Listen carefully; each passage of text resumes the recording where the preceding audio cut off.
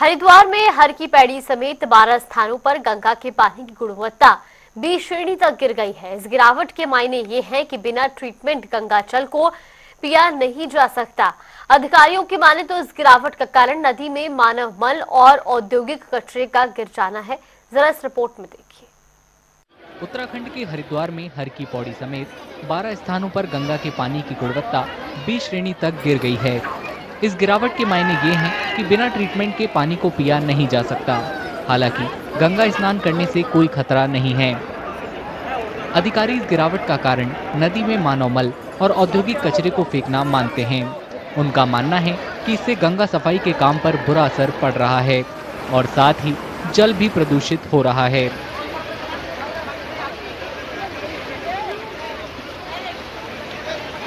अगर हम डेटा देखें तो अगर मैं फीकल कोलीफॉर्म की बात करूं, माना फीकल कोलीफॉर्म की अधिकतम जो मात्रा है वो 500 एमपीएन है, जो हमको मतलब जो मानक है निर्धारित के।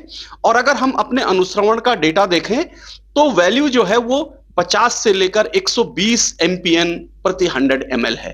कहने का तात्पर्य है कि जो अनुश्रवण में जो मात्रा निकली है वो मानकों से काफी नीचे है। सो इस प्रकार से गंगा नदी की जो जल गुणवत्ता है वो बी श्रेणी की है। विशेषज्ञों का मानना है कि गंगा के पानी की गुणवत्ता में सुधार हो सकता है क्योंकि ये नीचे की ओर बहती है। ये देखते हुए कि परीक्षण आमतौर पर उन स्थानों के पास आयोजित किए जाते हैं जहां सीवेज और औद्योगिक अपशिष्ट जैसे प्रदूषक नदी में मिलते हैं।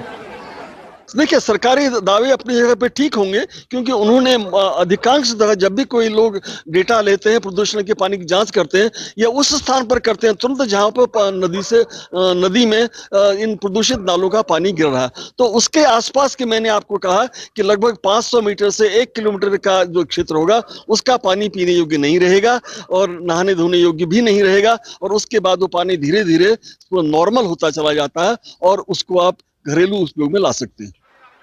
गंगा नदी के पानी की गुणवत्ता का बी श्रेणी में गिरना प्रभावी अपशिष्ट प्रबंधन और प्रदूषण नियंत्रण उपायों की तत्काल आवश्यकता को उजागर करता है। ये एक्शन पानी की गुणवत्ता में सुधार और सभी उपयोगों के लिए नदी की सुरक्षा सुनिश्चित करने के लिए बहुत जरूरी है।